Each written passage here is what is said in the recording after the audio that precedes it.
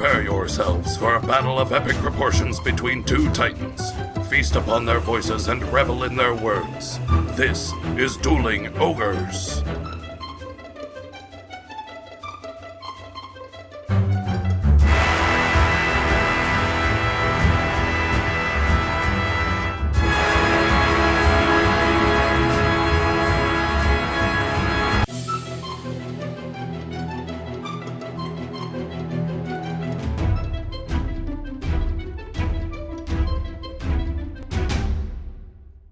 Hello, Ogres, and welcome to episode 145. Thank you for joining us, as always, on this Wormy Thursday evening, Earth date March 1st, 2018. I'm your host, Remington Hitchcock, and with me, as always, is my co-host, Brendan Full. Say hello, Brendan! Hey, Rem. Sorry, got a little... I can't beat that enthusiasm, unfortunately. Got a little almost musical at the end. Yeah, I liked it. Didn't know what was happening, it just came out of my face hole. It was like an all-music... That'd be great to do an all-musical episode of this podcast. Hello, Ogres, and welcome to episode 145. Thank you for joining us as always. Sorry, got a little...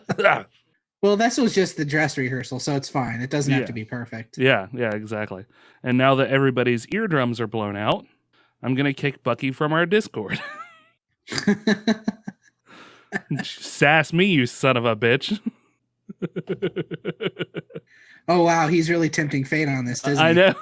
He doesn't seem to realize that that's the kind of people that we are. We'll kick you just for spite. or maybe that's what he's trying for. Maybe he's trying to see how far he can push me. He just wants to be kicked out. He does. It's like suicide by cop. He's like, I can't. Jesus. He's like, I can't make myself leave because of principles. So I'm going to see how far I can push. I can't quit them. Yeah.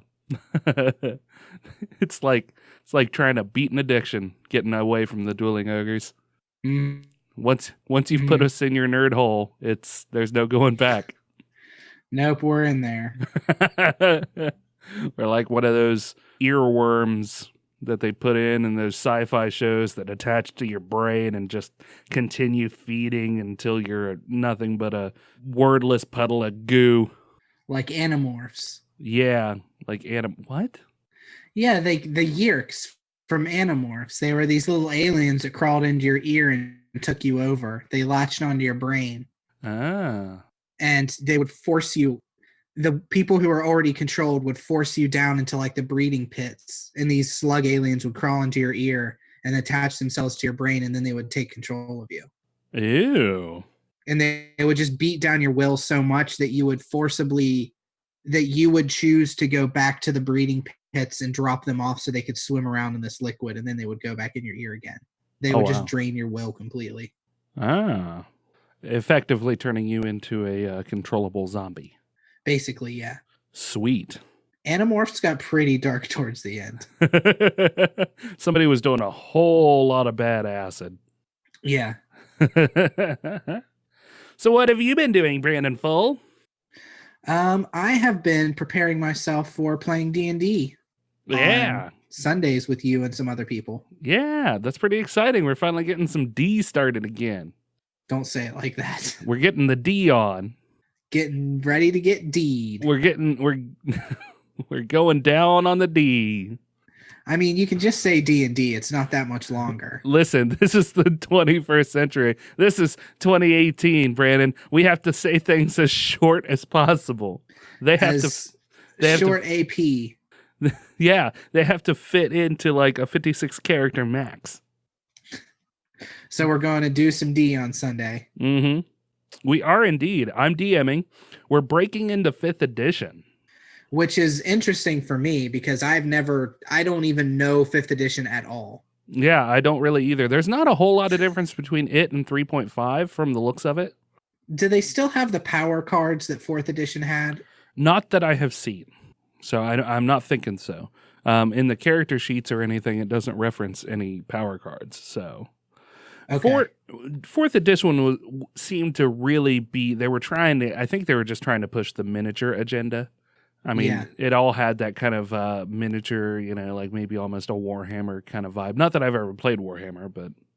Yeah, it did kind of seem like that, especially with the power cards. That was the big thing that turned me off the 4th edition. Yeah. But I mean, a lot of other things, like they've completely gotten rid of like Fort Reflex and Will. It's just based off of your basic stats. Yeah, so I was looking at the character sheet and it said saves and it gave one for each of your stats. Yeah, exactly. What is that? It looks like they've just, instead of like having separate numbers entirely as like as an overall idea, like fortitude would be anything that would make you throw up or test the limits of your body, you know, something like that. Like if you were holding a rust monster back from, you know, your metal cohort who's been traveling with you, who happens to be one of the what's the one that Kevin likes to play? Warforged. The Warforged, yeah. So if you're holding a rust monster back with a rope, you would roll a fortitude save to, you know, hold him back to see if you could hold your ground against him.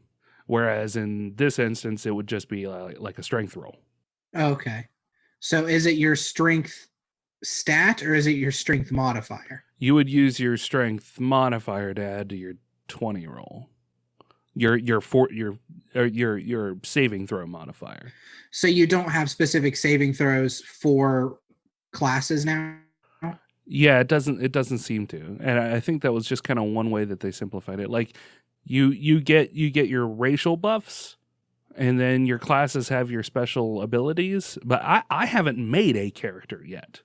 Yeah. So as far as the ins and outs of exactly how that impacts the game, I'm not 100% sure yet. So we'll be learning on the fly. Have you looked over much of, because you're running a pre-constructed module? I am. I'm running the there's the Tales from the Yawning Portal. Is that what it's called? Yes, Tales from the Yawning Portal, which is a collection of previously published modules that they revamped for 5th edition. Okay. Hopefully I'm not too familiar with these because I've read a lot of modules. This one is the Sunless Citadel, which I think we have actually played before. Okay. So, but I don't know if you'd remember. I don't remember a lot of it. I don't know if we had played it or if I had just started setting it up in one of the many things that I was trying to fiddle with over the years. Yeah, I mean, and even if not, D&D campaigns always go differently every time. Oh, yeah, for sure. Yeah, it depends on how on rails you want to keep it. I mean, I'm probably going to keep this one fairly on rails just because, number one, I don't have a world built at all. I'm just going off of a module. So I'll probably keep everything pretty in line. Doesn't mean that people won't be able to do what they want to do, but it will inevitably push you in the direction of where I actually want you to go. Yeah. So that's fair. Yeah. I mean, you and I both really like to run a fairly open world kind of game. You know, we let people do whatever and we just deal with it on the fly. Yeah, but starting a new campaign, especially something like 5th edition where you don't really know the rules, yeah, I think it's better to go what you're doing by running modules and kind of keeping us on rails as much as possible. Yeah, exactly. So that's what I'm kind of shooting for on this one. It'll be a learning experience for me as much as it will be for everybody else involved. I think the only other person who has played 5th edition will be Eric. So yeah. So we have myself, Eric, and then your girlfriend are the players. Yeah, and possibly Kevin. He's going to try and make it over. Oh, really? Yeah. So that'll be fun. We were actually going to record yesterday. This is Thursday right now. Yesterday was Wednesday. I don't know if you all know how weeks work, but that's what happens. Nice. I'm glad you explained it to them. Yeah, not a problem. And Kevin came over to hang out because he didn't have the chillins. So I was actually going to have him on the podcast, but things came up and we didn't actually get to record. So yeah. It took me forever to get out, and then you had stuff that suddenly got dropped into your lap, so. Yeah. So, you live, you learn, you get loves, because they protect you from pooping yourself. Loves? Yes. It's a diaper brand. Oh, no, I didn't get that. I'm not familiar with diapers. You have a child. Yeah, but she doesn't wear diapers. Well, not anymore, but she did at one point. No, she never wore diapers. And she just went wherever she went. She came out of her mom knowing how to use the toilet. Oh, that's fortunate. Out of my way, Dad. I gotta get to the toilet. Baby's gotta take a poop. I gotta drop a wicked deuce over here. She's twirling the umbilical cord. It's gonna stink out the whole house.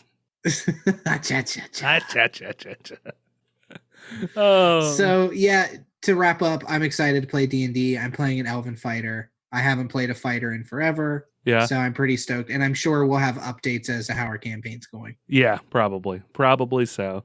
Definitely something that I'd like to once again get streaming at least or something like that. I think it'd be fun to stream at some point. Yeah, I think we're all mature enough now to not do the things that we were previously doing.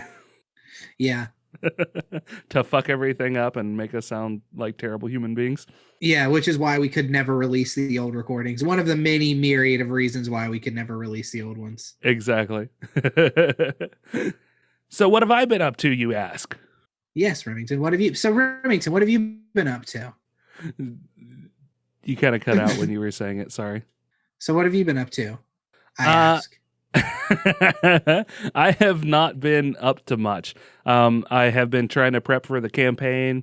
I'm trying to build some stuff for playing the campaign. I don't know if I'm going to be able to get it done or not today. I ended up having to work yesterday, which I may have just said. I can't remember, but you mentioned it. It really put me off schedule for all the stuff that I had to get done. So, shit happens and you got to get things done and work comes before pleasure, I guess. But there was a whole lot of stuff that I needed to do and just didn't have time to do. So now I've got to try and squeeze it all into this.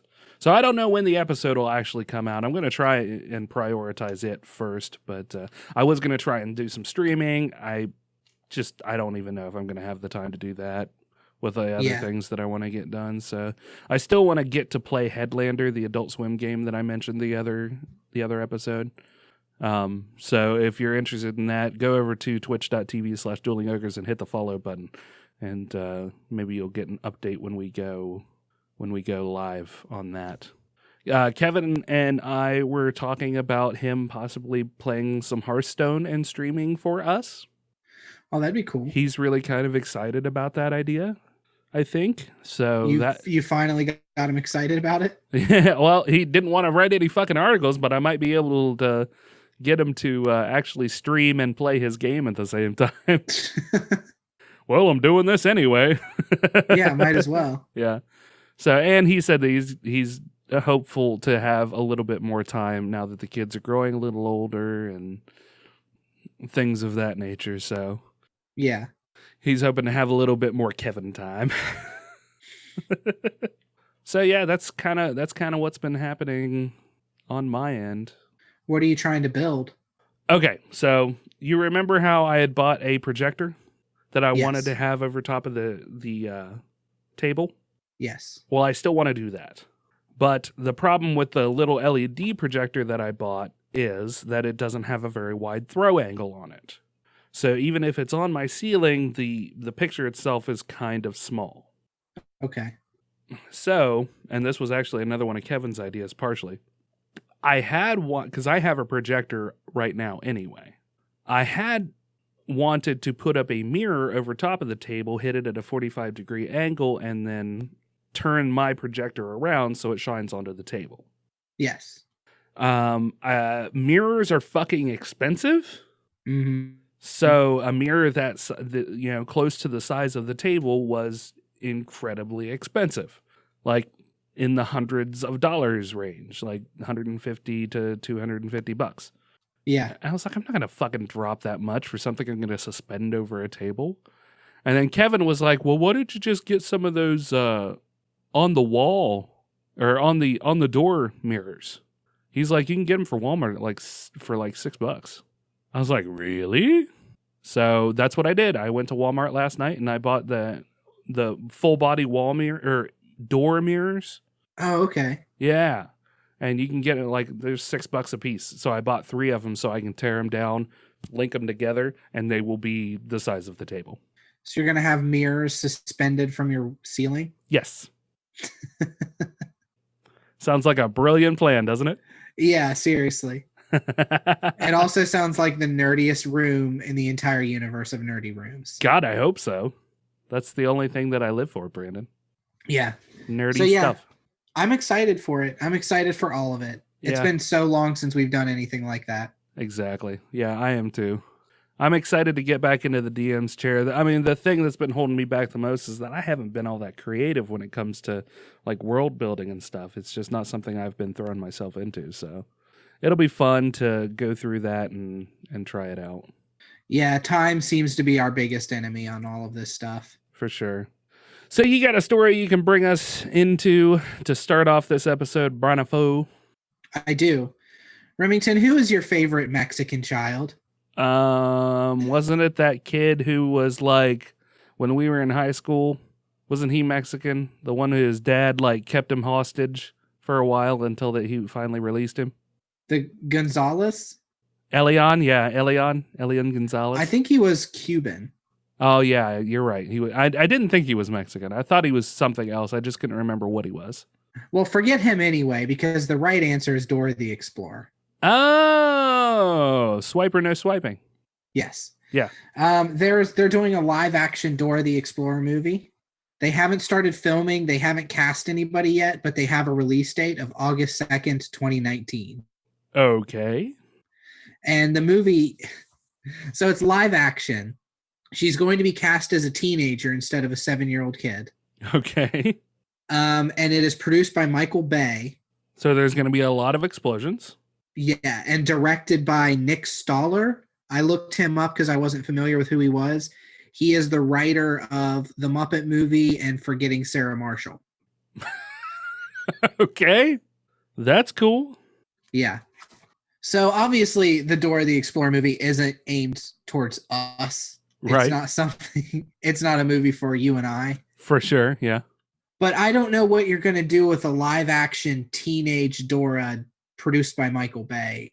Yeah, that's so weird. I don't know either. What could you possibly do with that? I don't understand.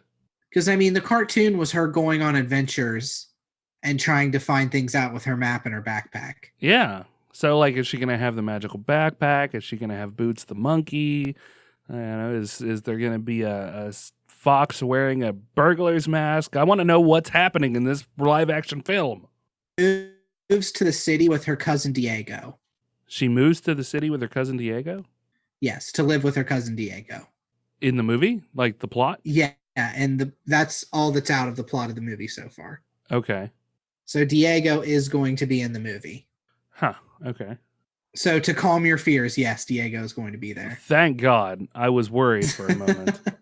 I cannot tell you how high my stress levels were, wondering whether or not Diego, a character who I completely forgot about, is going to be in this film. So I assume that this is going to be like a gritty reboot. Dora's going to know how to use guns. Yeah. It's going to be like Kick-Ass. Yeah. The first interaction that she has with Swiper is she just fucking blows his head off. Man, that would come out of nowhere, wouldn't it? Just Swiper. No swiping. And Swiper's just an actual fox with a mask. Yeah. Like not CGI or anything. They just put a mask on a fox. Yeah. And Diego goes, "Holy shit, did you just kill my pet fox? What the fuck?" He took my... Wait. What are the peelable cheese sticks called? Oh, I have no idea. Peel and pulls? Yeah. He stole my peel and pull cheese stick.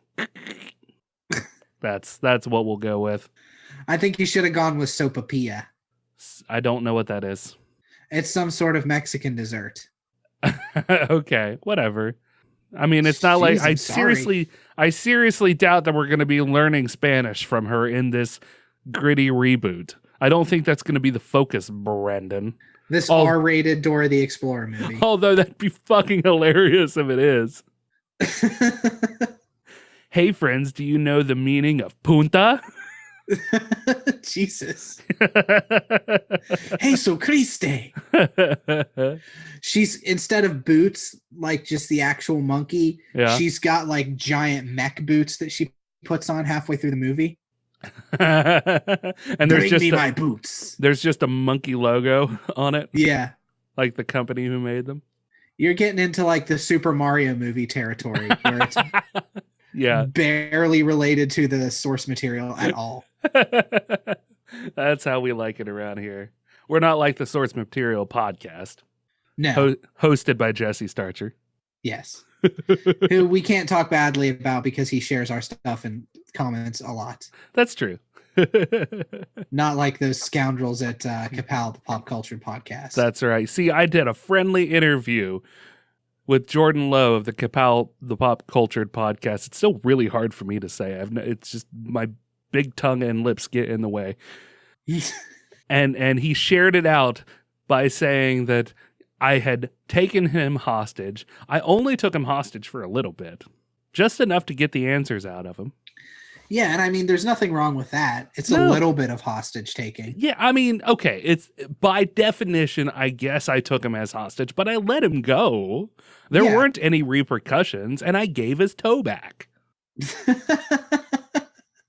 Don't forget your toe.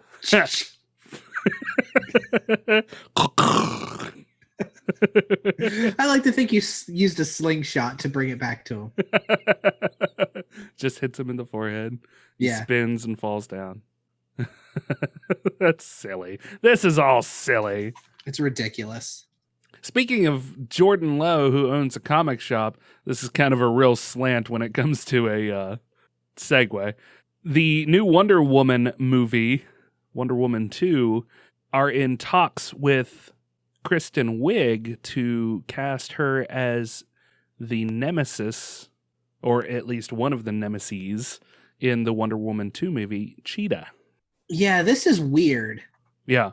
Now, I'm not familiar. You and I, neither one of us are very familiar with DC Comics. No, we're not. And on like a very deep level. Right. And I have heard of Cheetah. I have seen her in, because I've watched some of the shows like Justice League and Justice League Unlimited. So I've seen her appear in those. She's appeared in those animated series, but I don't know a ton about her. So just to get to know Cheetah, I have a very decent article here from Newsweek. So if you go to Newsweek and search Cheetah, Wonder Woman, Kristen Wiig, any of those should pop up the article. I have a link down below in the description. But I'm just going to read it a little bit verbatim because they do a good job at condensing the appearances of Cheetah. Okay, yeah, and that's good because I have no idea. Okay, cool. So the character first appeared in 1943 in Wonder Woman number 6 as a character named Priscilla Rich, a society lady who suffers from multiple personality disorder. Her resentment for Wonder Woman begins when the latter steals her thunder at a charity event. So naturally, Rich tries to kill her. When she fails, she passes out, then wakes up looking like a cheetah, or at least wearing a form-fitting cheetah-patterned print suit. This version of Cheetah also appears as Wonder Woman's greatest foe in the Super Friends 1978 cartoon show.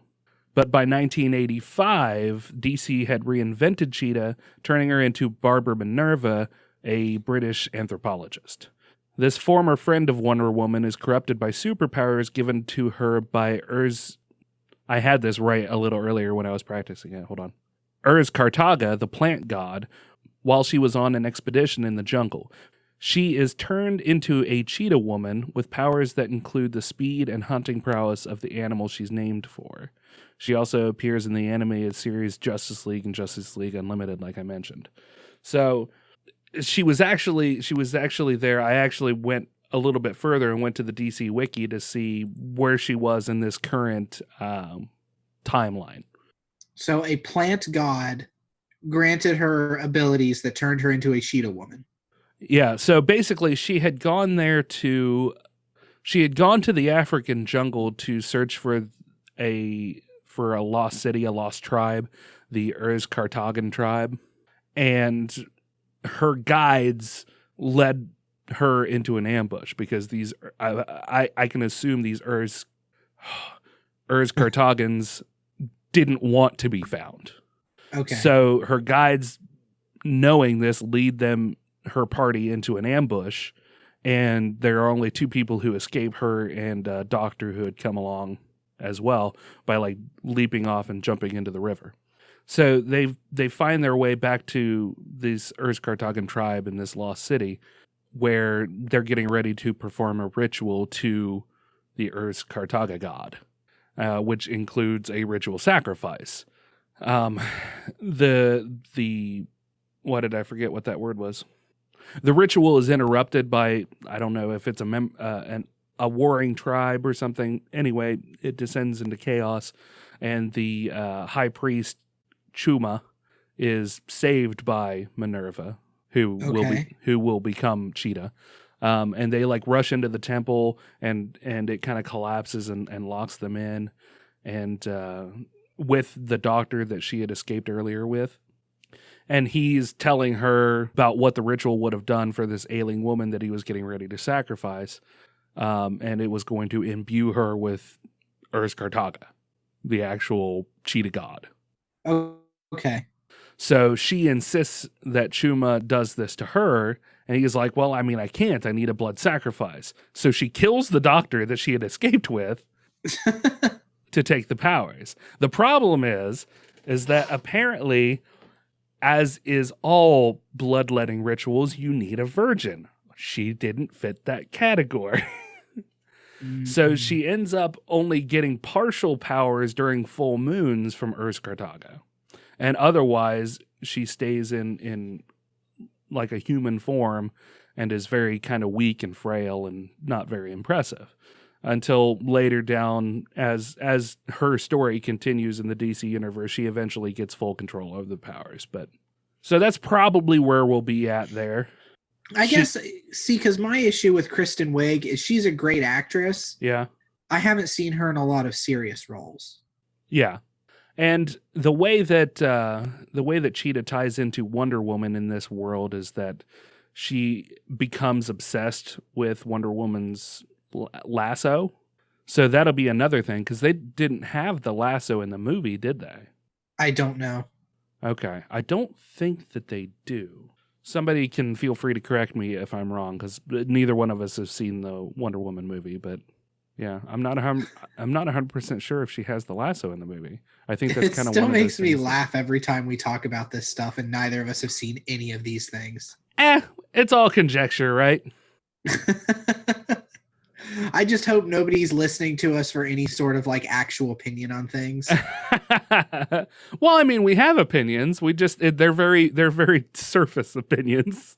Because there's a good chance that there's an extended scene of her using her lasso in this movie. Yeah, who knows? Who knows?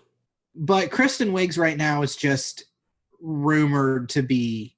They're looking at her as Cheetah. Yeah. I mean, they're in talks, and she's probably the most recognizable name that they're in talks with. Apparently, from what I saw, they asked Emma Stone, and Emma Stone turned it down already. Oh, yeah? Yeah.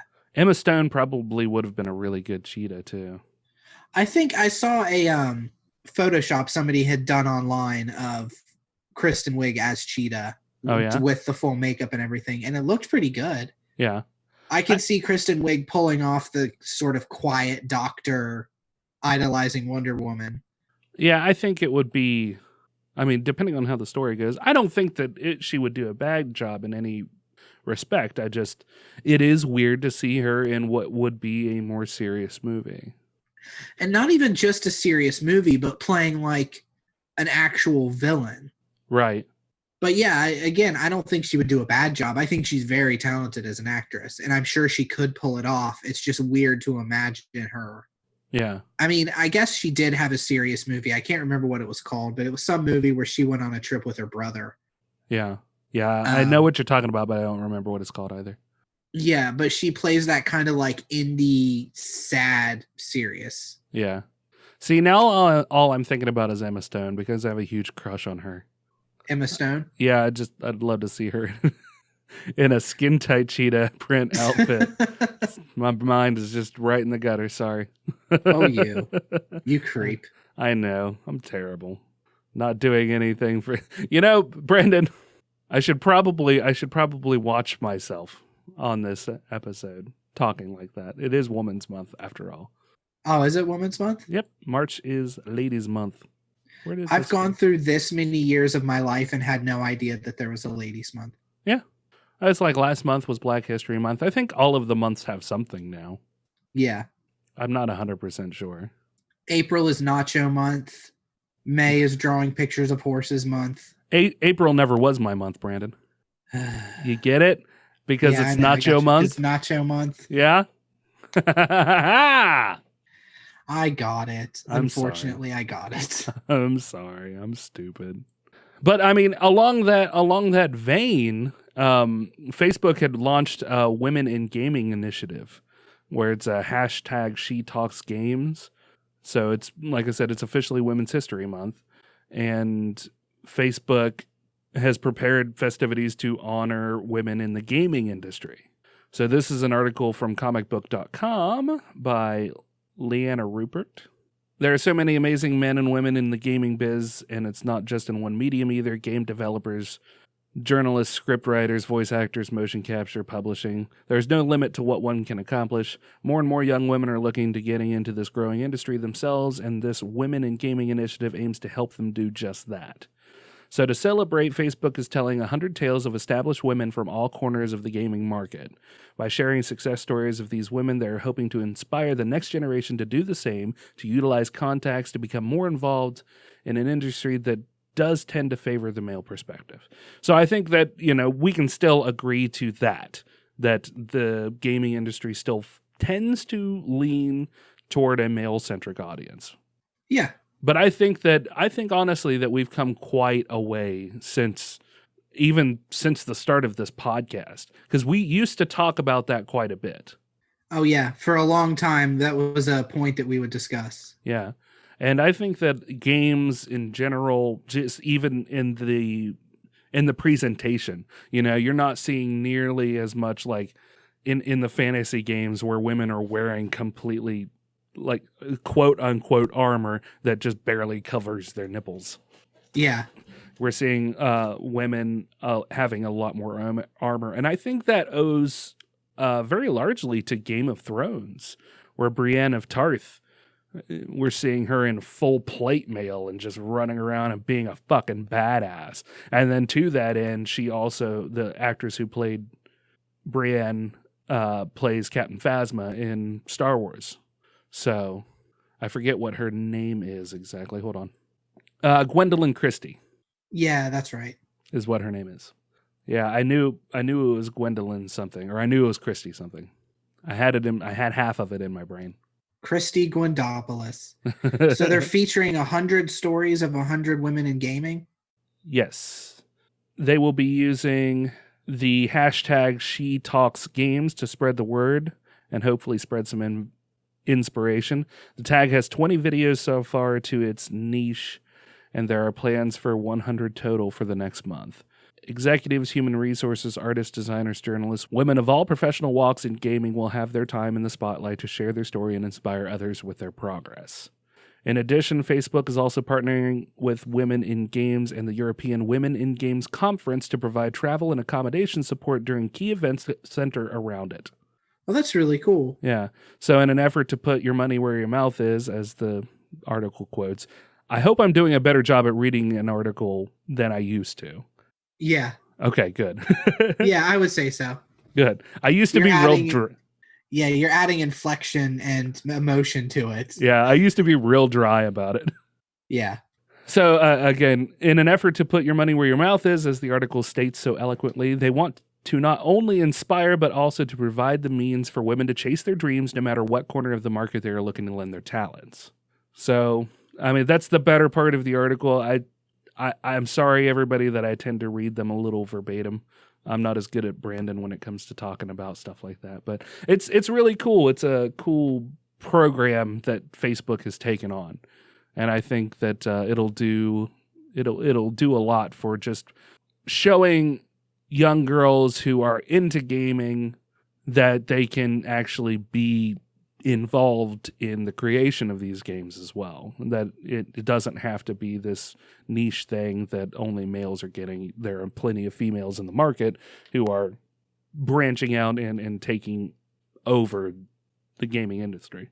Yeah. Or at least being well integrated in the gaming industry. I don't want to say taking over because that's a little forceful, I guess. That's like game over, man. Game over. They're in the walls. So yeah, what do you think of that? I think it's a cool initiative. Where did you say you can go to watch these videos? You just search the hashtag shetalksgames on Facebook. Okay. So if you just in your little search bar on Facebook type in hashtag shetalksgames, and it should come up with different stories for it. See, ever since Gamergate a few years ago and that whole mess, yeah, there has been that like push and pull where there's that outspoken shitty minority that's saying like, oh, women are trying to ruin games. Sorry, go ahead. Oh, you're fine. You can interject here. Okay. It is, and it's still amazing to me how often this happens. I was watching the Convert to Raid podcast on YouTube the other day, and the episode had just released. There was only one comment on it because primarily it's a podcast, and one of the female casters that they usually have on wasn't on this episode, and the only comment that was down there was talking about how he was glad that she wasn't on there, basically because he gets this feel where she likes to, almost as if she constantly reminds you that she's a woman. Yeah. But I don't think she does. I mean, does she do kind of cutesy things that we attribute to females? Well, of course, because she's a female. Yeah, exactly. Because that's just the nature of things. It's like, is it stereotyping? I guess so, but at the same time, stereotypes come from a place of reality. So, well, and here's the thing: is I'm not going to go so far as to say that guy shouldn't have that opinion. I'm not going to immediately call that guy a misogynist because he says that. Oh, sure. I mean, if he just doesn't like her, he doesn't like her. But if he doesn't like her, the problem gets into whenever he says stuff like, she constantly reminds you she's a woman. Well, man, it's because she's a woman. Like, I don't know what the fuck it's that mentality of like when you're a teenage boy. I was talking to my girlfriend about this a couple days ago. How when you're like 12 years old and you're first starting to be interested in girls. Yeah. Your dream girl is the girl who hangs out with the guys and who wants to catch frogs with you and shoot toes out of a slingshot. Like they want to do boy things. Right. Because you want a girl, and this was my girlfriend's hypothesis there, is that you want a girl without having to deal with all the girl aspects. Right. You know what I mean? You want like a soft, pretty girl, but you don't want to have to deal with feelings and trying to pretend to be interested in things that girls are interested in. Right. And it seems like it's that kind of mentality, at least with this commenter you're talking about too, of just, well, I just don't like her because she reminds me that I'm a girl. Like he's still watching a podcast about, what was it? World of Warcraft? Yeah, primarily. Blizzard news. Yeah. Yeah. And what does it matter? I mean, is she like tee-heeing and twirling across the stage with hair ribbons and stuff? Like, no. She's probably laughing like a girl laughs, and I don't know. See, I haven't seen it, so I can't even put myself in the mindset. And that's just it. She doesn't. I mean, hell, when it comes to it, she's, as far as it being a fairly family-friendly show, she's more crude than any of the guys on there. She loves a good sexual innuendo and has a very rough time filtering it from her brain to her mouth. So, yeah. So it's just like, you know, we attribute that kind of mentality to guys by and large, when it's the exact opposite. In this case, all the guys just kind of sweep the innuendo under the rug, and she's just like, bah, that's funny. Vagina. Yeah. So that guy can have his opinion. It's just that mentality of feeling like he immediately has to run out and be the first comment to be like, I'm glad she's not here. Yeah. Yeah. I thought, and the bad thing is they kept me from commenting on the video. That's the first thing that I read, and I just didn't even want to associate following up that, you know? Yeah. Because I don't remember exactly what it was that I was going to say now. I'm glad she wasn't there. No. You're like, motherfucker stole my thunder. Yeah, yeah, that's exactly right. Bastard. If anybody's going to be a misogynist around here, it's going to be me. So yeah, I don't know. It's so weird to me, and I don't know why it is. I mean, everybody is so fucking full of shit. I agree. It's so full of shit. Well, as far as this Facebook gaming initiative goes too, I think it's good. And I'm going to admit something that I'm kind of loath to admit. Okay. But I went through a phase where I got on the anti-SJW train. Uh-huh. Where I was an anti-social justice warrior, but I kind of got the mentality of like, this stuff is so overblown. Right. And not like now where I feel like I've swung back in the other direction, as we've talked about before, and we can just call bullshit when we see it on both sides. Right, yeah. I was very much like, I was in the camp almost of girls can be in games as much as they want to be in games. Yeah. Nothing is stopping them except being in games. You know, it was a shitty attitude to have. Uh-huh. And I've kind of grown past it because I watched a lot of videos and did a lot of reading and stuff and just talked to people. Yeah. So I was there. So I get where this guy's coming from in a sense. Like old me understands that a little bit. Right. That maybe he does see her and think she's being too cutesy, or she's invading his boys club. Yeah. And that's really, I think, what it boils down to is that, you know, there's still that mentality in a lot of fellas that girls don't game. Yeah. So when they encroach on that territory, it's a pissing contest. When you see a girl who's talking about being a gamer, you just automatically assume that she's lying, or she plays like she doesn't play the real, quote, real games. Right. But I guarantee you that she'd kick this dude's ass in Overwatch. So I've watched her play some it's a shitty Overwatch. attitude to have. Yeah. Or that they all play healers. Yeah. Well, that one's true. Yeah, it is. So to pop back into comic book news, it just seemed like a really good segue to talk about that for a second. That's good because I have some comic book news as well too to follow up. So, and this one will be short and sweet, but we got a report that Stan Lee 95 had put out to his followers that he was suffering from a little bit of pneumonia. And of course, when you're 95, that pneumonia can be quite a dangerous thing. So keep on trucking, Stan. We wish you the best. Hope for a speedy recovery, because the day that he finally kicks it, you know, we'll lose Betty White in the same year, right? Stanley and Betty White? Yeah, both in the same year, and there will be a mass suicide. Are Stanley and Betty White the equivalent of male and female celebrities? Octogenarians, yes. Or what's after octogenarian would be 80. Yeah. What's the term for a 90-year-old? 90-genarian. 90-genarian. Well, I was going to make a comment about Stan Lee having so much money that he wouldn't really need to worry about it too much, but he's had a lot of money troubles in the past few years. Oh, has he? He had like somebody somehow got access to his bank account and had bought like houses and shit with it. Oh, wow. And then one of his old caretakers had ripped him off for like $200,000. Wow. That's crazy. Yeah. I mean, I'm sure he's still doing well for himself, but he got ripped off for quite a bit of money. Wow. That's insane. I mean, and unfortunate. I mean, who cares that he's Stan Lee? You're fucking ripping off an older person. Yeah, exactly. Just shitty people ripping off like a 90-year-old man. Those are fuck shits of the week for sure. Damn right.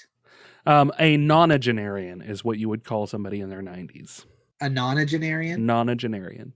There you go. There's your little the more you know for this week. Boom, boom, boom, boom.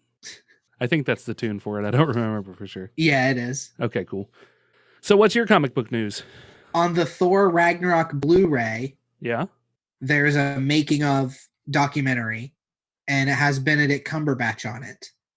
And Benedict Cumberbatch, God, I can't even say his name correctly. Benedict Cumberbatch. Benedict Cumberbatch. Penguins.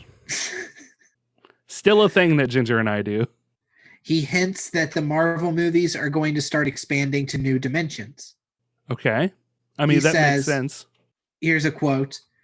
And I think now we're at the stage where this universe, even within our world, has gotten quite crowded, and it's just about to explode into other dimensions. So you think that's a little bit of foreshadowing for the next Doctor Strange movie? Or even Infinity War. Yeah. Well, in our Discord, Bucky, breaking news, just gave us a new release date for Infinity Wars. I thought the release date was already announced. What was it? I don't remember. And I don't know how true it is. He better not be fucking with us. Oh, we'll verify. We'll verify. Okay, so it was originally slated for May 4th, and The Verge just reported, as well as IGN and Variety reported, that it is going to be moved up a week to April 27th. Ooh. Yeah. So we'll be seeing Infinity Wars a week earlier, or, well, at least other people will. God knows that we won't be there. Maybe we could go see it. Let's be realistic, Brandon. Yeah, that's true. But we'll talk about it and not know anything to say. Damn it. I hope that one has a quick turnaround on Blu-ray too. Yeah. Because what's the one that you just picked up? Was it the Thor one that you had picked up? I haven't seen it yet. It comes out, I think it's this week on Blu-ray. Oh, okay, I got you. So that's cool. And, I like the idea of there being multiple dimensions exploring in the Marvel Universe as well. We've seen different places in space so far.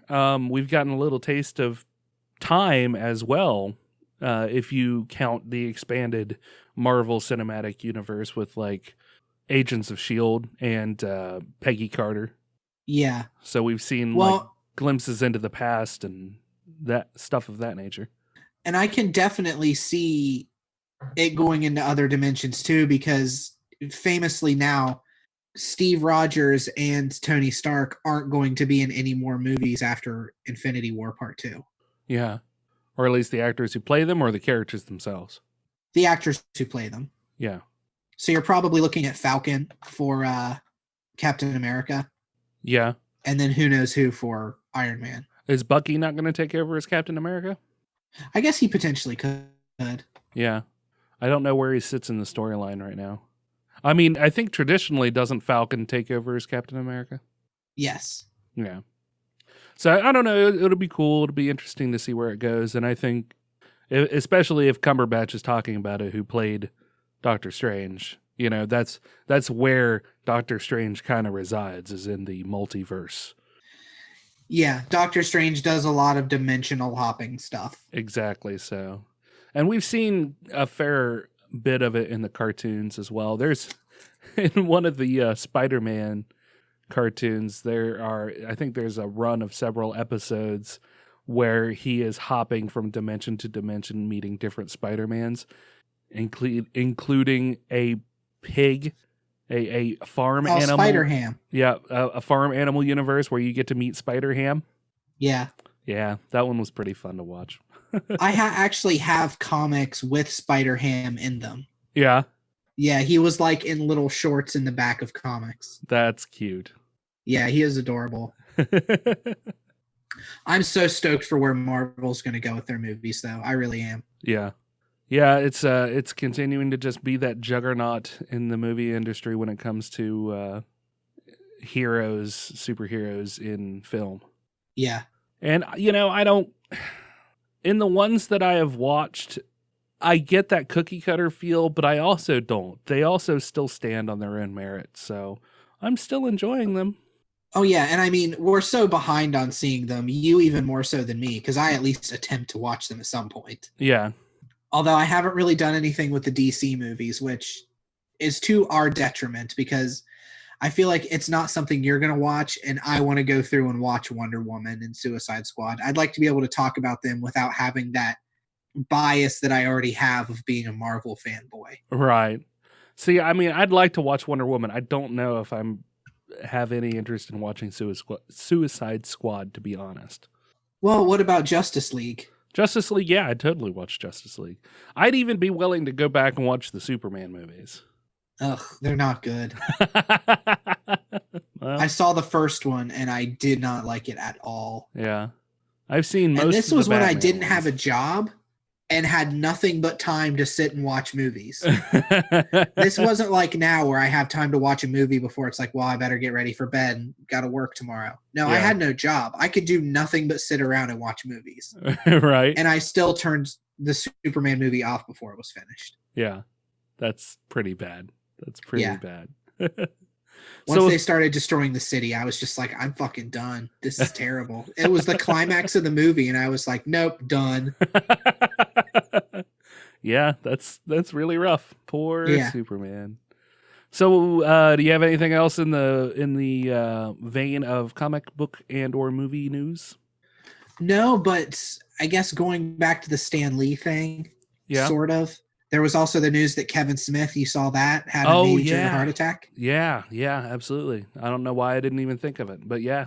Yep, and he had a heart attack between shows. He was doing 2 live shows. Yeah, he was doing some stand-up comedy, and he did one show and was not feeling well, apparently, and had the good sense to cancel the second show, because he might very well have dropped dead on stage, I think is what he's quoted as saying. Yeah, he wrote a really interesting Facebook post about it and talking about how as the life flashes before his eyes, he realized he could have died happy right there. Yeah. And he said he looked back on his life and realized that he's done things he's proud of. And if he had died right there, he would have died a happy person. Yeah, that's cool. Which you don't hear a lot of people say. Yeah.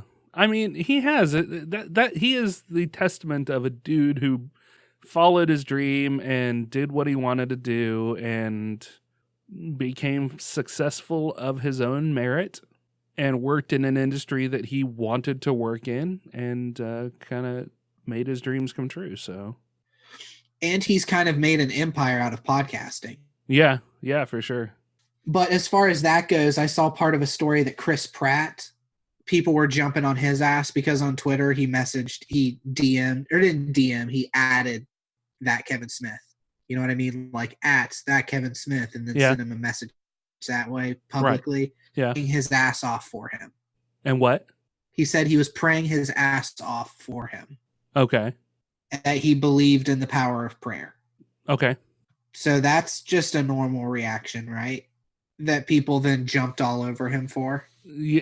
Oh no! If that's what the normal reaction is to let people who want to pray for people pray for them and not jump people's asses for their beliefs, because this is fucking America. It's a melting pot.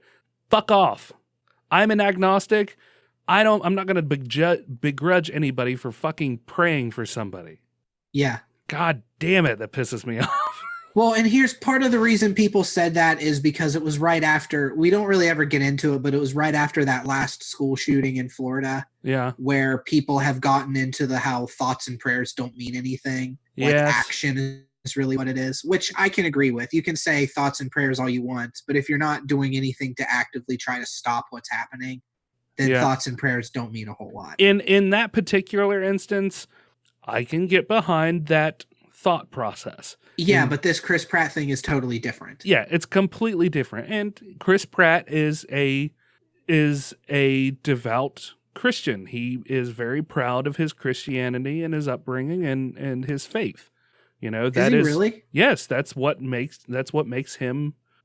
I mean, there's been talk about this in the past where he said, you know, I'm a very faith-filled person. I believe in Jesus and God, and you know, that's who I am. Huh. I did not know that. Yeah, he is. And it's not out of the realm for him to well-wish somebody through his faith. And that's what we are seeing in this instance. He is well-wishing Kevin Smith through his faith. That's what he's doing. Instead of saying, get well soon, he's sending prayers. That's the only difference between the two. And it infuriates me when people just jump on that bandwagon solely to denounce a person's faith. That is tantamount to holding somebody in a bad light just because they're homosexual to me. It's the same feeling that I get. Like, if you want to be gay, be gay. I don't care. If you want to be a Christian, be a Christian. I don't care.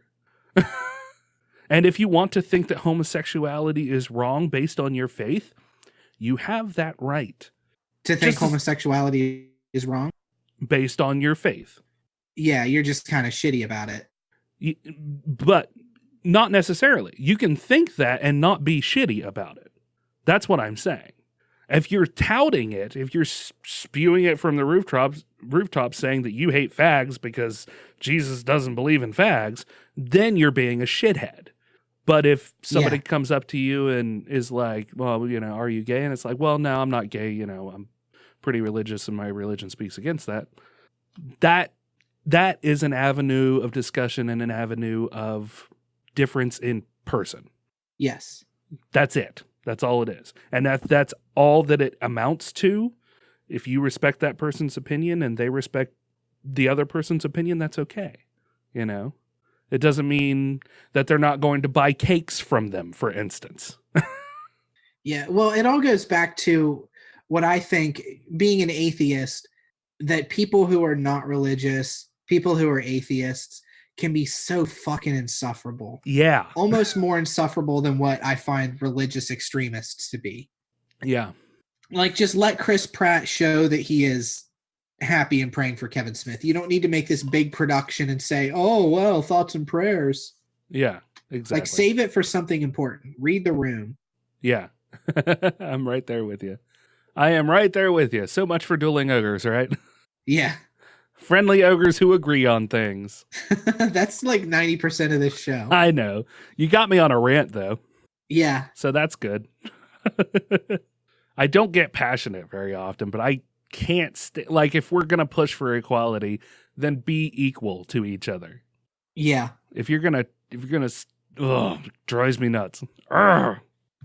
It does. It makes me so mad when I see people who are screaming for equality and then turn around and completely undo everything that they tell us that they believe in by being a shit person because somebody wants to say, I'm sending you prayers. Oh, no, I absolutely agree. Anyway. Yeah. We've made our point on that, I think. Yeah. Chris Pratt, stop praying. Or don't, because we don't care. Pray all you want, Chris. Harry Potter is back in the news. They are going to be released. Speaking of heathens. Speaking of devil-worshipping heathens, Harry Potter is back in the news with his witches and wizards and warlocks and witchcraft spell-casting evil demonic pressures in a new mystery Hogwarts mystery RPG that they're going to be releasing on mobile.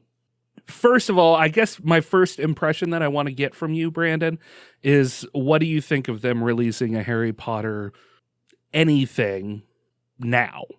Like, is it too late for them to release stuff? Yeah. No, I don't think so. I think J.K. Rowling should be milking Harry Potter for all that it's worth. You don't think she's already done that? I see anybody else, I would say yes, but J.K. Rowling is such a great person. Yeah. That I'm fine with her doing that. She Yeah. donates so much of her money to charity that she would be one of like the top 10 richest people in the world. Yeah. Or maybe not the world, but I think in the US and Britain, one of the top 10 richest people. Right. But she donates so much of her money that she's never on that list. Right. Well, that's good of her at least. Yeah. And the Fantastic Beasts movie I thought was good because originally when they announced that they were doing, 3 or 5 Fantastic Beasts movies, yeah, I thought that was ridiculous because it's based off of a book that's like 40 fucking pages. Right. But the movie's good. So the movie is good. I don't know how they're going to squeeze a few more movies out of it, but the movie was good. I will give you that. And I mean, like we've talked about this before, but I think that the lead character, whose name I don't remember at the moment, he can have other adventures for sure. Yeah. But I don't know. They crammed a whole lot into that film. Yeah, they did. So I don't know. So what's the app about? What is it? So you basically create a character, you get your Hogwarts letter, and you go learn spells and have adventures in Hogwarts and the surrounding wizarding areas. That sounds good. Yeah. I mean, there's kind of pluses and minuses to it. The Verge reports the title of this article is really good. The article is by Chaim Gartenberg, and the title is "The Mobile Harry Potter RPG Could Be a Hogwarts Dream or a Free-to-Play Nightmare." Because I'm not going to read the whole article in this one, but we have had Wizard 101, which is an MMORPG that's been out for a long time now. And it looks like it's kind of styled in a similar fashion. I've never played Wizarding 101, but there are some cooler things where your spell casting is by flicking your finger along to cast the spells. Yeah. Which is kind of neat. But it's released by Jam City, which is best known for Candy Crush and Snood clones, along with a couple of free-to-play in-app purchase-filled tie-in titles like Marvel Avengers Academy, Futurama World of Tomorrow, and a couple of Family Guy games. Oh, okay. And while I have played a couple of those Family Guy games, they are rife with microtransactions.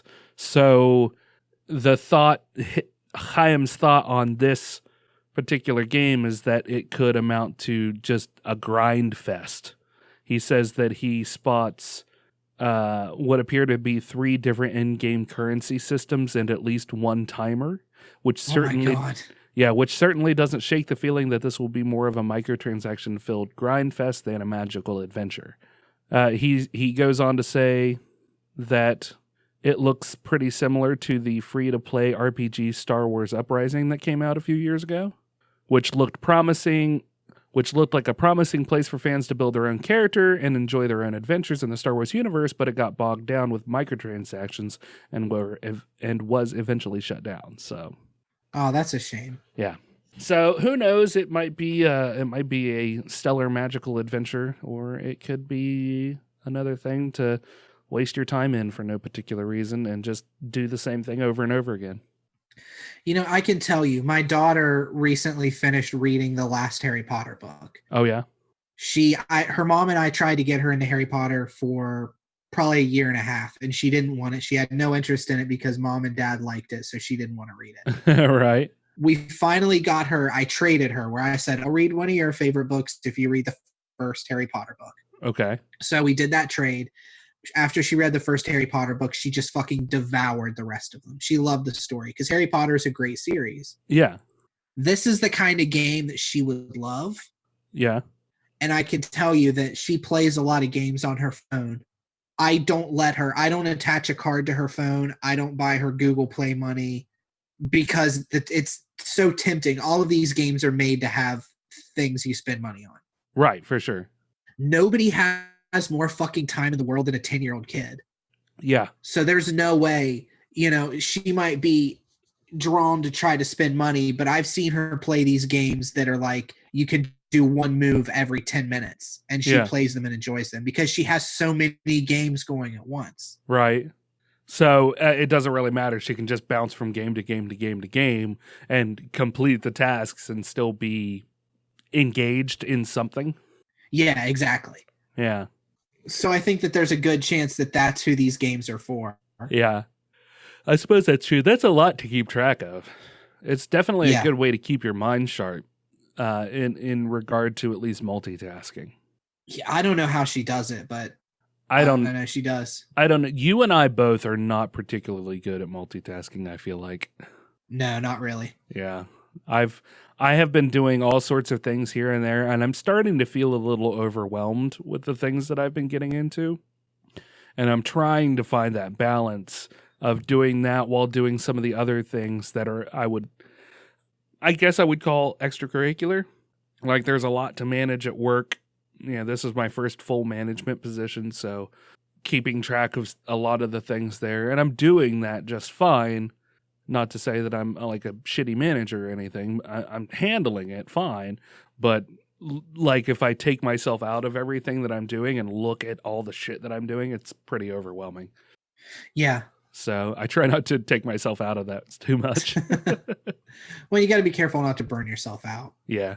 Yeah, for sure. So we've got the Classic Plastics Toy and Comic Expo coming up, and it just wasn't in the forefront like it had been for the past couple of years, where the first year that we went, we actually had a table. The second year, went and did a couple of 3 or 4 interviews. This year, I want to go and I'm excited to go, but I don't know if I'm excited to do any interviews or something. Yeah, I think it'll just be going and saying hi to people. Really, that's kind of my plan. Yeah. So I'm taking my daughter with me, so I'm just going to go and sort of set aside some money and buy some cool shit and say hi to people. Yeah. And I think mostly for that is just because I have been so inundated with all sorts of other things that I didn't have the time to dedicate to paying it more attention. You know what I mean? Yeah. So I really like doing the interviews and stuff. And I'd love to do more of them, but I guess it just boils down to me not being as good at time management as a lot of other people. Yeah, well, and you have so much on your plate too, between work and editing the podcast and streaming, and you've got a lot of stuff you've taken on. Yeah, it's true. And I mean, I guess that's where that time went as far as it goes. Yeah. But I always remember, and I know we talked about this before, but the kids in high school that did fucking 3 different extracurriculars while keeping straight A's. And I still see people like that who are just multitasking like motherfuckers. And I'm like, I don't know how you find the hours to do that and still sleep. I don't understand. Yeah. And I think it all just boils down to, there are a lot of times where I'm sitting there not doing something. Like where I may just be watching a YouTube video or fall into the YouTube trap for a little while and just kind of veg out. Yeah. When I could, by all rights, be doing something more productive. And it's not for the lack of entertainment either. Like, I'm entertained while I'm doing these productive things. It's just, I don't know, it's just like I just sit there and let my body veg. Yeah, productivity is one of those things that's difficult for me as well. Yeah, so. But, I mean, if there's anybody out there who wants to help us be more productive, you can drop us a email at dueling-ogres@gmail.com. That is one thing that I'm still always looking for, writers or people who want to join the ogre horde. Yeah. Yeah, just be involved and do something with us. I love meeting new people. Join us in the Discord, just bullshit, whatever. Yeah, all of that helps. Absolutely it does. So man, I feel like we took a downturn. I know. I got a little solemn for a minute. Yeah. Well, I mean, do you have any other stories, or should I jump into my other things? That was my last story. All right. Well, if you don't have any more stories, then I guess I'll jump right into my space news. Yeah. Alrighty. Scientists say that they've detected the birth of the first stars and perhaps some interesting interactions with dark matter as well. Oh boy. So what has thanks for the exciting Sorry, I have a hard time caring about space news. Oh, you don't like space? Not all the time. Not all the time. This is pretty cool. So there's a period. Convince me. There is a period after the Big Bang where the universe was fairly dark, and the scientists have dubbed this the Dark Ages. Okay. So there's not really any activity going on. There's just hydrogen gas floating around, and then background radiation until the first stars start to appear, where this hydrogen is coalesced and starts fusion. Fusion or fission? I don't remember. I don't remember which one it is. I always forget what the differences between the two are. I think fission is separating. Okay. So this experiment has kind of been progressing since 2016, but essentially what it is a couple of scientists under the National Science Foundation who oversaw the funding for the project, which is called EDGES. So one is named Alan Rogers and the other is Judd Bowman. And I think Judd Bowman was just he oversaw and was a main scientist in it. And then Alan Rogers is the one who primarily came up with the technology to do it. Alan Rogers focuses on very intricate equipment that intricate sensors that can pick stuff up, as finely as possible. Mm-hmm. If you follow what I mean. Yeah. So that's kind of his bread and butter. And for a long time, scientists believed that we had just about sensed as much as we could toward the beginning of the Big Bang. So just for a quick refresher, we can see how old the universe is to a certain point from the Big Bang, which we still believe is what happened when the universe was created. Okay. And we can tell the time by how much light has traveled from a particular source. Or if not light, radio waves in this instance. So they built a contraption in the middle of Australia, which is the place on Earth that has the least amount of radio interference. Okay. Okay. And they use this. I mean, it's about the size of a large table, like 6.5 feet across, out in the middle of a desert, and pointed up at the sky, and they're picking up radio wave radiation. Okay. Okay. So now what they have done using this highly sensitive piece of technology, piece of hardware, is they've gathered all of this data and this very, very faint, if you want, the article that I'm getting this from is on GeekWire. It's geekwire.com. Article is called Scientists Say They've Detected the Birth of the First Stars and Perhaps Dark Matter Too, like I read earlier. But there is an actual video, and I'll definitely make sure to link this. You can get a better description of everything that I'm saying here from that video. That's scripted, where this is not. Yeah. So the man in the video is Peter Krasinski, who's the program officer and at the National Science Foundation, who provided the funding for the project. He says that when you're receiving these radio waves, you're receiving them from all over space. You know, from wherever you point it up, that's where we're getting it from. Okay? In a straight line. Pretty much. I mean, I don't know what the cone is, or if it's a cone, or if it's a straight line, but either way, you're getting all of this radio interference because there's radio waves all over the universe. Yeah. So hearing these, you know, precursor radio waves where the stars were first appearing is like hearing the beats of a hummingbird's wings in a hurricane. Okay. So I it's mean, a very small chance of actually catching this. yeah. So they took into account radio waves from Earth. They took into account the static radio waves in the universe, and they find this one underlying frequency that's running through in the background, right? And they date it back to 108, or to a time within 180 million years from the Big Bang. Oh, wow. So in space time, that's a very short amount of time. Yeah. So, and that is one of the things about space that's always fascinated me, and that's the challenge that I like. As an aside, is trying to wrap your head around the immense amount of time that has happened since humans were even a thing. It's almost impossible to really do. Oh yeah, because we've only been here 0.000000001% of the time of the universe, or maybe more zeros than that, to the 10th power or something. I don't remember what it is, but it's just an infinitely long time that the universe has been around in regard to human beings being a thing. Yeah. That's fascinating and scary and awe-inspiring to me.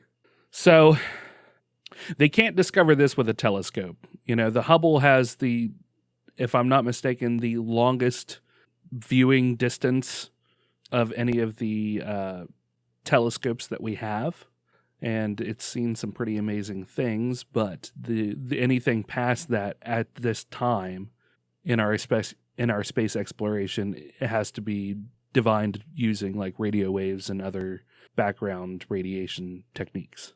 So what this means is that if the idea is confirmed that we've learned something, this is a quote from Bowman, who is the other researcher on it.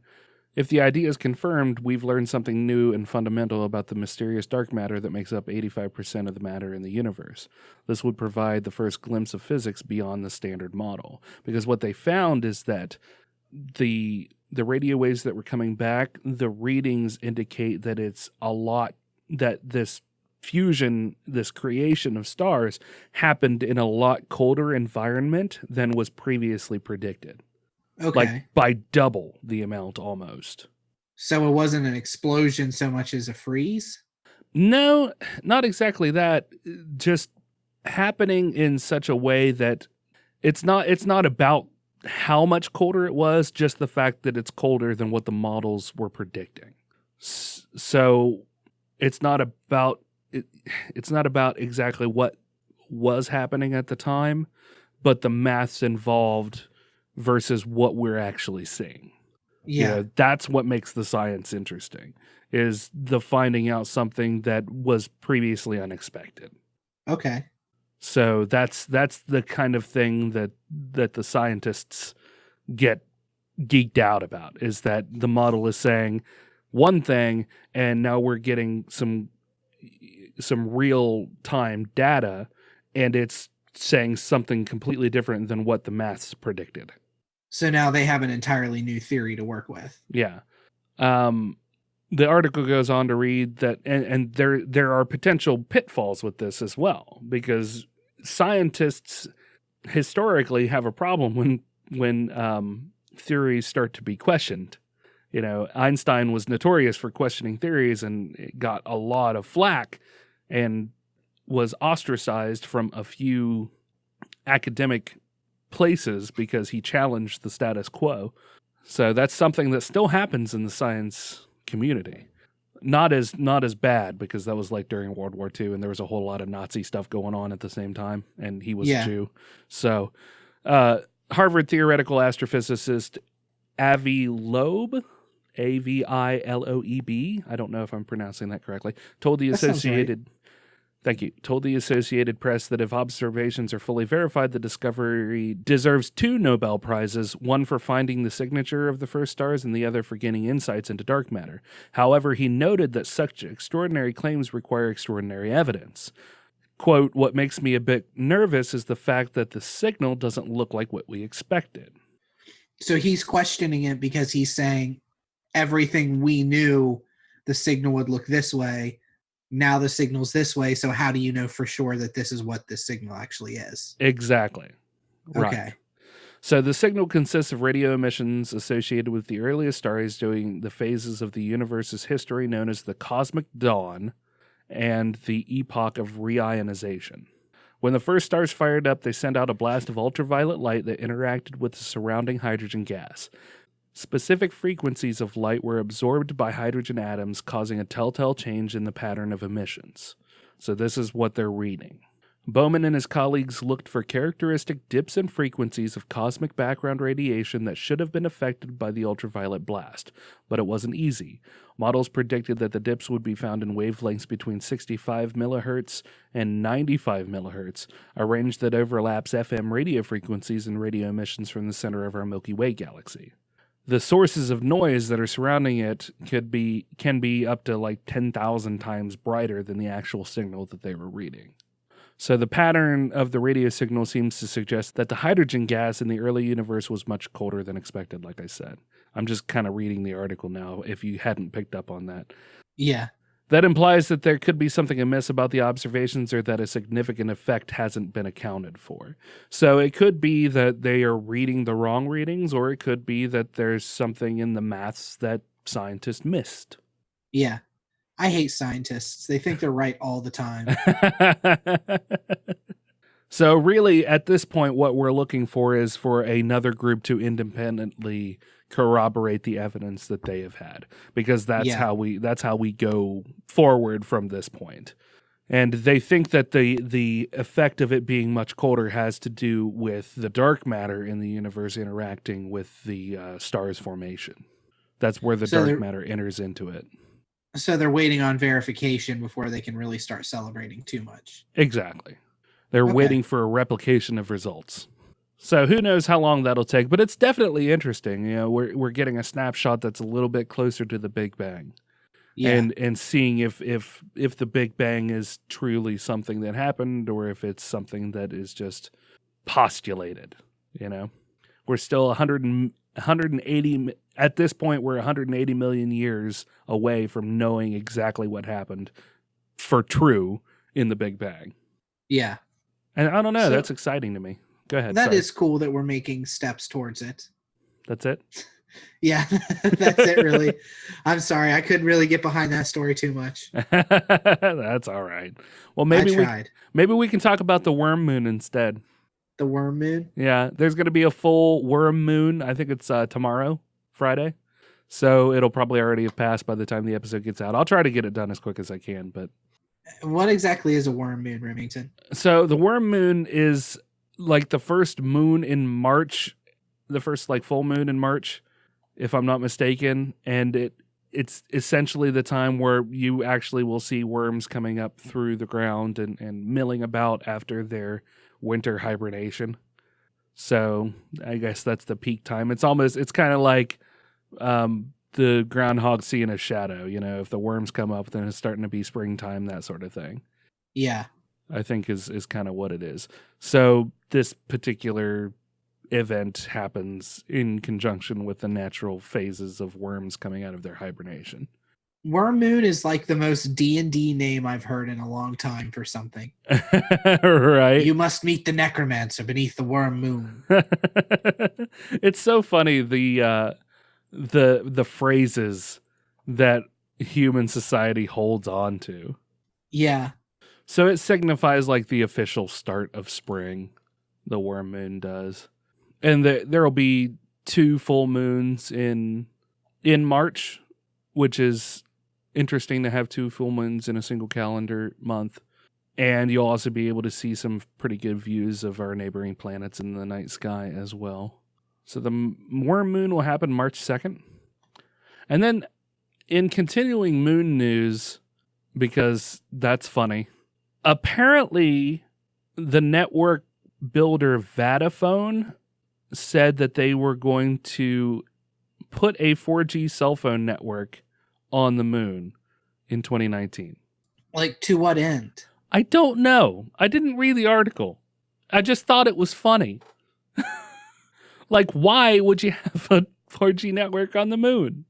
It's not like... I guess if you're an astronaut and you go up there, you'll have internet? I guess, but there's no real plans to put any more people on the moon. Like, as far as I know, there is no significant plans to put people on the moon in the next few years. The German branch of this multinational telecommunication company has teamed up with Nokia to do the mission, London-headquartered Vodafone said in its statement.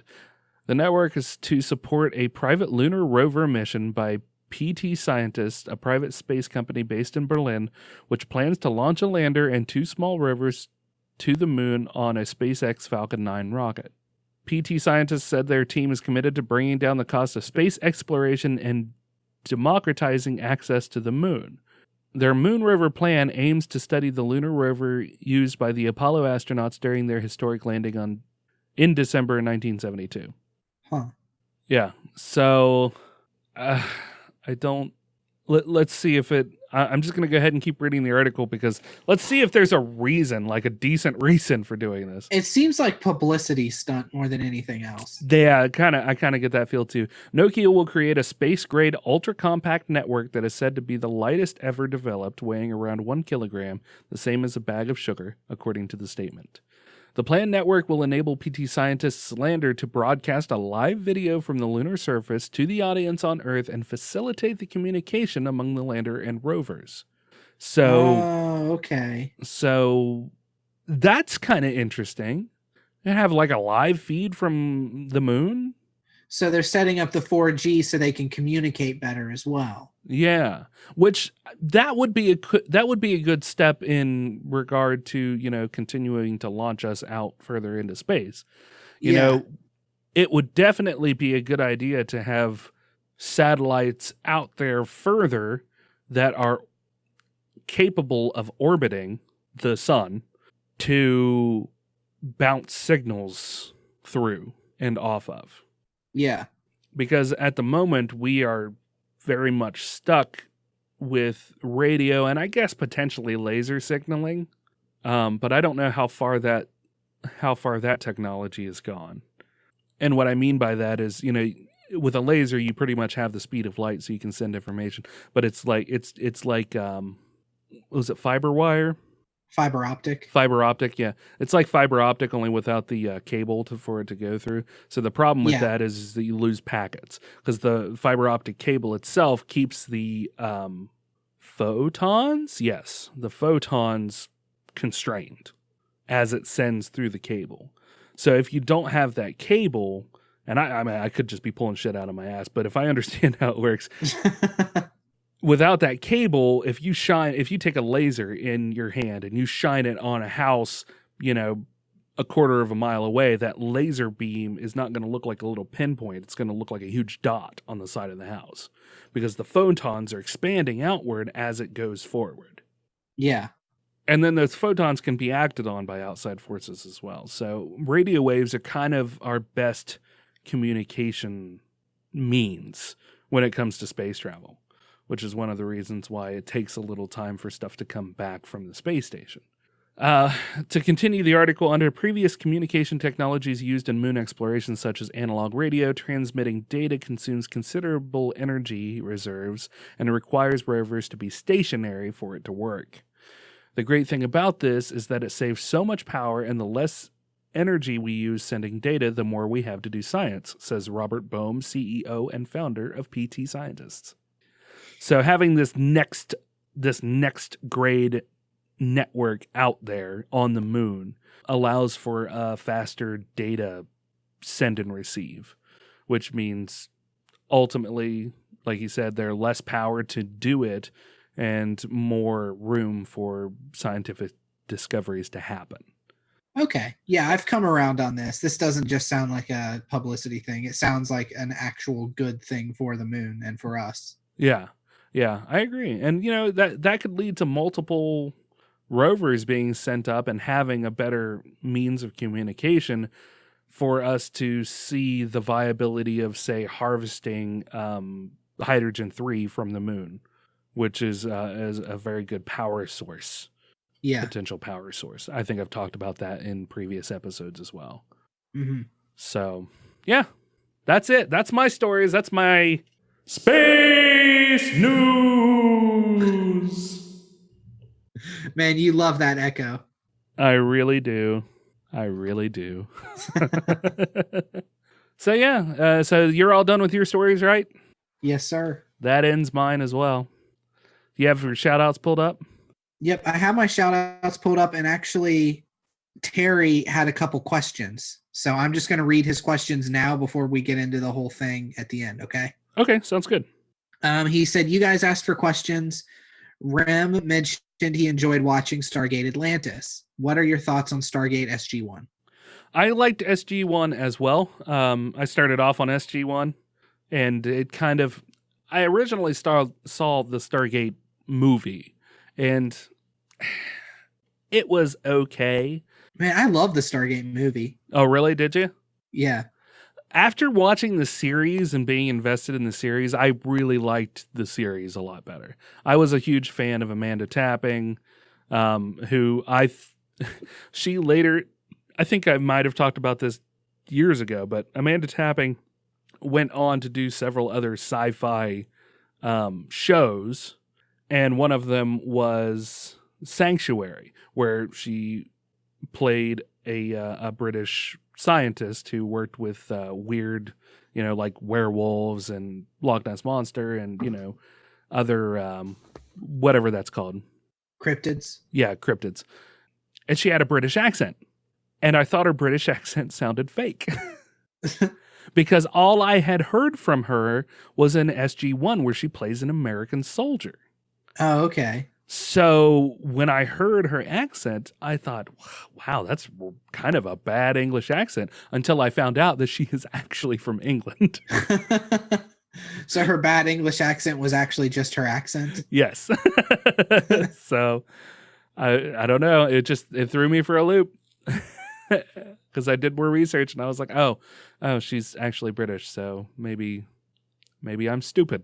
But we I also don't think there's a maybe about that, Remington. but we also had the guy who played MacGyver, Richard Dean Anderson, who played Jack O'Neill. Amanda Tapping played Samantha Carter, and Michael Shanks as Daniel Jackson, who was the kind of nerdy scientist who was played in the movie by... Was it James Spader? James Spader, yes. Thank you. Who I had been watching The Blacklist, and that is a fucking phenomenal show. He's one of the main characters on The Blacklist. If you haven't watched The Blacklist, you can watch it on Netflix. If you haven't watched it, that's a fucking fun show. No, I haven't. I don't really know anything about it even. It's so the basic premise is you have an FBI agent who she's like brand new to the FBI. She finally gets hired on to this team, and James Spader plays a former Navy officer who has turned into a incredibly high profile criminal. Uh-huh. And he turns himself into the FBI in order to work with this new girl. Oh, okay. So there's a lot of twists and turns for it. I'm telling you, give it a good chance. It turns out to be really good. He plays a character named Raymond Reddington, and he is just the quintessential genius fucking supervillain. If a supervillain existed in real life. I mean, he's got his fingers in everything. He will only work with this woman for the first few seasons, or for the first few episodes, I think at least. They keep him in a Hannibal-style fucking cage set in the middle of a warehouse. Wow. Surrounded on all sides by guards. Yeah, it's pretty funny. So yeah, it's a really good series. It's a crime thriller, but what he does is, in exchange for the FBI doing him favors, he gives them other high profile criminals to take down. Okay. And that also provides a service to him by basically taking out his competition or people who have pissed him off or this and that and the other. Yeah. Yeah, it's really good. That does sound like a cool premise. Yeah, it gets really involved, and there's a whole other plot that I won't even tell you about.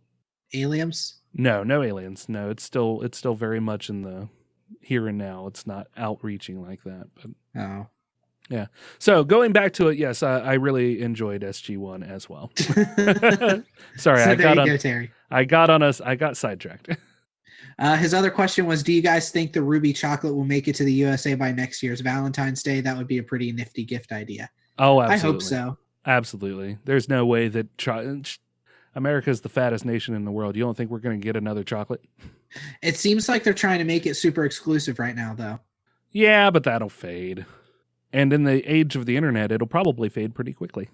I don't know. I think you'll be able to get it next year for Valentine's Day. I think it'll be pretty limited, and I think it'll be expensive. Yeah. That's my guess. I guess we'll have to wait and find out. I guess we will. So that wraps up the show. If you have any questions or comments, or you'd like to hear yourself on air, you can call us at 978 DU-OGRES. That's 978-386-4737. You can also reach us on Twitter at Dueling Ogres. Email us at duelingogres@gmail.com, or leave a comment on the Facebook page like Terry and these other nice people. Go.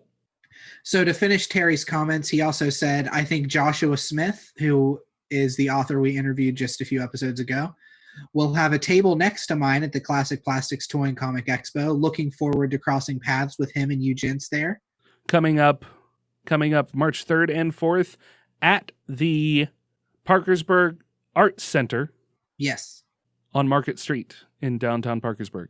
Yep, I'm going to be there wearing a Dueling Ogre shirt, so if you see me walking around, feel free to come up and say hello. And I am probably going to be wearing my Dueling Ogres Grease It Up and Slide It in Your Nerd Hole shirt. Yeah, I'm going to be wearing the Chibi shirt. Oh, yeah? Cool. Yeah. He also says, thanks for plugging Monsters, Maces, and Magic Outpost. I really appreciate Brandon reading an advanced review copy and offering a blurb on behalf of the Dueling Ogres podcast. You're welcome, Terry. It was a pleasure reading an advanced review copy. It made me feel important. Yes. It was pretty cool. That is the most awesome thing about it. Also, Nega Larry Hot commented and said, I just don't know how Terry fits in this dumpster fire of a podcast with all the other things he's got going on. Ouch. Yeah. Y'all ogres are lucky to have a super fan like him to feed your egos. Is it because that I threatened his life? Is that what it is? I think he was just commenting more on the fact that Terry comments on every episode and has time to listen to it. Yes. Which Larry is right. We are lucky to have a super fan like Terry to listen and comment. And like Larry. Larry doesn't always comment, but he's always around. Somewhere, lurking in the background. Lurking in the shadows. That's what Larry does best. He's like Batman. That's why he's Nega Larry. Exactly. I had a comment on the YouTube episode. It was from my nephew, Gino. That's it. I'm not even going to read it. It just says, it's me, your nephew, Gino. Oh, cool. I'm commenting on your show or something. I don't remember exactly what it was. Should he be listening to the podcast? No, he shouldn't. He should not be listening at all. Yeah. But to be fair, we are not exactly strangers about the words that we use around the house either. Yeah. Well, and hey, a listener is a listener. That's right. And that's all that matters. You're my uncle, literally Uncle Wormy, which is one of the reasons why our adjective for the day was wormy, because not only are we going to have a worm moon, but my nickname is Uncle Wormy. And my name starts with a Gino. That's what he said? Yep, that's what he said. Remington, do you know what a glowworm's favorite song is? No, Brandon, what's a glowworm's favorite song? Wake me up before you glow. Do you have more worm jokes? No, I closed them down. That was the only one that I remembered. Okay, fair enough. I think that's the only one that we need. Yeah, it's the only one worth remembering. Make sure to subscribe on our website at duelingogres.com for news, shows, and articles pertaining to some of your favorite geek news. I recently released an article where I kind of stealth interviewed Jordan Lowe. We talked about it at the top of the episode. What it was pertaining to a story I kind of wanted to talk about on the podcast, and then ended up making an article out of it because we just kind of jumped into the conversation. I was going to ask him to come on and interview about it, but it happened so organically. I was like, I'll just turn it into an article. Yeah. So as much as I would love to have Jordan on again, it just didn't exactly pan out the way I had wanted it to. I was too excited about it. But it was about Diamond Comics potentially releasing a pull box app where you can create your own pull list, and it will basically sync to your local comic book shop and it'll send the comic book shop the new comics that are on your list as they come out. Okay. So you'll kind of, I assume that you'll be able to kind of shop the comics that are going to be, that'll be releasing, or your next issue that you're waiting for, and you can just highlight it and it'll automatically put it on your pull list, and the comic shop will sync that data, and it'll come to that store. So yeah, I like the thought behind it, but go read the article for some interesting points and counterpoints for the positives and negatives of this. Yeah, I actually haven't read the article yet, so I'll check that out after we finish recording. Cool. And finally, be sure to leave us a 5-star review on iTunes, or find us on YouTube, iHeartRadio, and nearly anywhere else you can find a podcast, including Spotify and Google Play, the Google Music, or whatever the fuck it is. I don't know. Yeah. And that's it. Yeah. And that's it. So that's until next week. So until next week, Ogres, there was a pause that I'm going to edit out. So until next week, Ogres, keep your clubs blunt. And your tusks sharp. Good night. Yay, awkward endings! Yay! I feel like we've gotten better at endings overall, though. Oh, yeah, absolutely, for sure.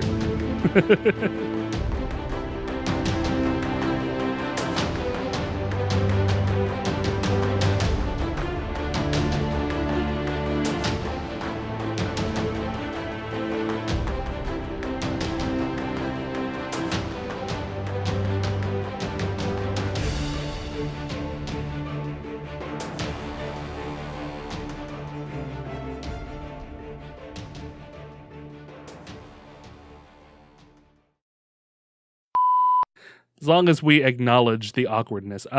Okay. Now we've gone full back to awkward. Brandon's pulling his shirt down and dancing his It's not really chest, dancing. just wiggling his bare chest back and forth at me.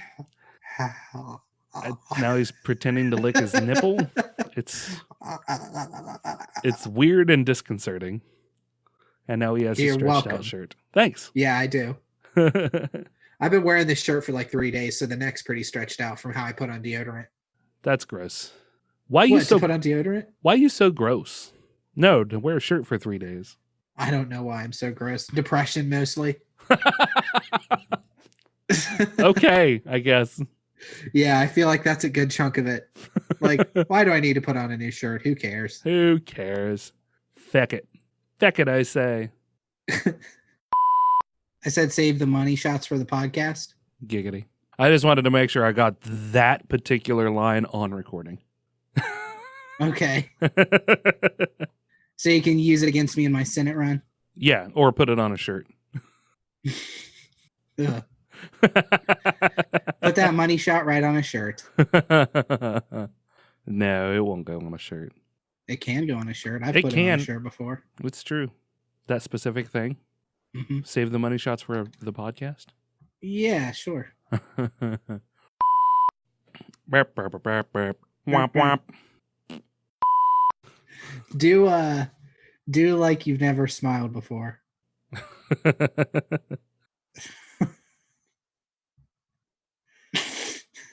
That is fucking disturbing. Am I doing it? You sure are, buddy. Yay! It's like the sequel to Encino Man. Makes my face hurt. See, this is why you need to give donations, everybody. So I could buy computer parts so I can get this out in the video form. You could see fucking gold bad. But no, this is a podcast. You just have to listen to it. Just have to listen to me making a face. Oh, fucking stupid. Okay. I need a word, Brandon. Give me an adjective.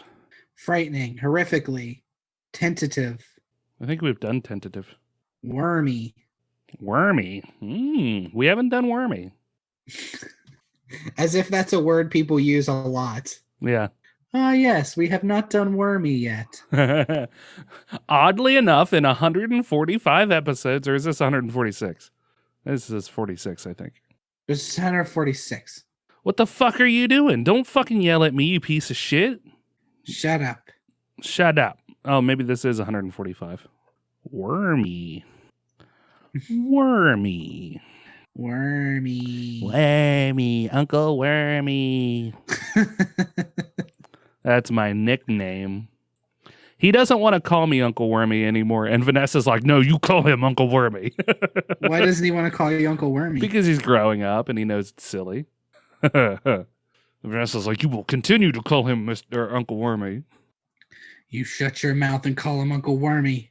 I swear to God, kid. Hello, Ogres, and welcome to 145. Thank you for... Fuck me. Wow. Yeah. You hit the ground running on that one. Uh-huh. Hello. Oh, you clapped. Thanks for it, though. I appreciate it. I like it being a thing. No, I like it. I just feel like you need to do space news and then just go into the story. What are you trying to say, Brandon? I mean, I'll get there eventually if you quit talking. God. Okay, I'm sorry. Also, I have to pull up the story and I can fix it in editing. Okay, God. Good, so all this will be edited out, so fuck you.